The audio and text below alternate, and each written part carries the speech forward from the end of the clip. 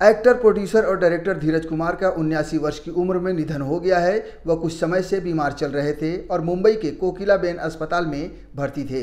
धीरज कुमार को निमोनिया का संक्रमण हुआ था और उन्हें वेंटिलेटर पर रखा गया था। उनके निधन की खबर सुनकर फिल्म इंडस्ट्री में शोक का माहौल है। धीरज कुमार ने अभिनय के साथ साथ निर्देशन और निर्माण भी किए। बतौर निर्माता उन्होंने टीवी पर कई यादगार सीरियल बनाए। I am from film institute Poona ji. So वहाँ से निकलने के बाद मेरे साथ सुभाष घाई साहब थे जी। वो मेरे से एक साल सीनियर ही थे। बाकी तो ये शत्रुघ्न सिन्हा, जया भादुरी, ये सब हमारे जूनियर ही थे। तो वहाँ से निकलने के बाद आए तो एक कॉन्टेस्ट हुआ था इस इंडस्ट्री में जिसे कहते हैं film fair United producers talent contest, जिसमें 12 दिग्गज लोग B.R. चोपड़ा, मोहन सहगल, जेएम प्रकाश, सुबोध मुखर्जी, नासिर हुसैन, शक्ति सामंत, ऐसे ऐसे दिग्गज लोग थे। तो इस कंटेस्ट में हमारे से बहुत साल पहले धर्मेंद्र साहब आए थे जी। तो इसमें आए कौन? 3 लोग। एक आए जो सुपरस्टार बने हिंदुस्तान के, राजेश खन्ना। दूसरे आए सुभाष घाई जो सुपर डायरेक्टर बने, और तीसरे आए उनका नाम था पुरुषोत्तम। अच्छा। और वो पुरुषोत्तम आपके सामने बैठे हैं। तो आप भी सुपर प्रोड्यूसर बन ही गए? जी, मैं सुपर प्रोड्यूसर बन गया, भगवान की दया से सुपर डायरेक्टर बना, और मुझे अपने आप को भी सुपर कहने में कोई संकोच नहीं है। धीरज कुमार ने अपने करियर की शुरुआत 1965 में फिल्मी दुनिया में कदम रखकर की थी। उन्होंने कई फिल्मों में काम किया जिनमें रोटी कपड़ा और मकान, हीरा पन्ना, क्रांति और सरगम शामिल हैं। उन्होंने मनोज कुमार और जीनत अमान के साथ कई फिल्मों में काम किया है। धीरज कुमार ने पंजाबी फिल्मों में भी काम किया और वहां भी लोकप्रियता हासिल की। श्रेष्ठ भारत को दिए अपने आखिरी इंटरव्यू में उन्होंने बताया था कि जब पंजाबी फिल्मों के लिए वो पंजाब में रहने लगे थे तब मनोज कुमार ने उन्हें किस तरह फिल्म रोटी कपड़ा और मकान के लिए मुंबई बुलाया था। कि मनोज साहब ने एक दिन मुझे फ़ोन किया, मैं इतना बिजी हो गया था मैं बम्बई आता ही नहीं था। अच्छा। और रोटी कपड़ा मकान की शूटिंग चल रही थी।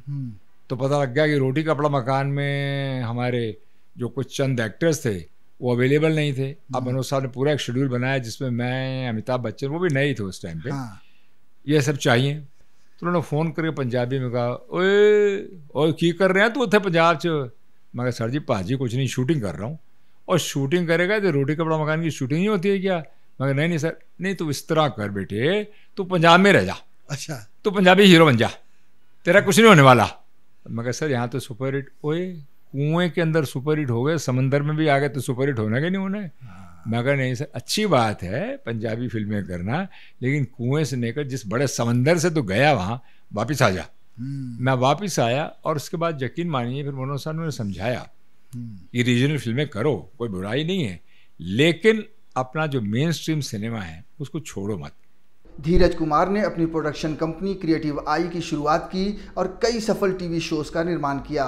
उनके कुछ प्रसिद्ध शोज में ओम नमः शिवाय, श्री गणेश, घर की लक्ष्मी बेटियां, मायका और जय मां वैष्णो देवी शामिल हैं। उन्होंने 35 से अधिक टीवी शोज का निर्माण किया और टेलीविजन इंडस्ट्री में महत्वपूर्ण योगदान दिया। अब वाइफ का जिक्र चला तो ये भी कह दें कि she was an air hostess Zubi Kochar. Zubin Godrej थी, गोडरेज फैमिली से बिलोंग करती हैं जी। और उसके बाद कोचर हुई, कोचर इज़ माय सरनेम। तो उन्होंने मुझसे कहा कि कुछ हटके करना चाहिए। उन्होंने कहा कि मैंने सोचा है कि अगर महाभारत आ रहा है, रामायण शुरू हो चुकी हुई है, हम भगवान शिव पे क्यों ना बनाएं। ये बात उसने मुझे कही थी सन 1988। तो जनाब बस उन्होंने कर दिया। तो हमने कहा अच्छा हम शिव पे, शिव भक्त हम शुरू से ही थे, तो हमने अपना ये कार्यक्रम शिव का बनाने का बना लिया कि करना है। बहुत सारे राइटर जुड़ने शुरू हुए। Oriental research institute of Baroda, that is the only institution of its kind in India, जिन्होंने वेद, उपनिषद, पुराण, ऋचास के ऊपर सालों साल रिसर्च की और PhD के पेपर्स बना। यकीन नहीं करेंगे आपके दर्शकों को मैं कहना चाहता हूँ, दर्शकों 9 years in research we took. 9 साल शिव की हमने सीरियल बनाने पहले किया था 1988-87 में। 1996 में टेलीकास्ट स्टार्ट किया था इसका।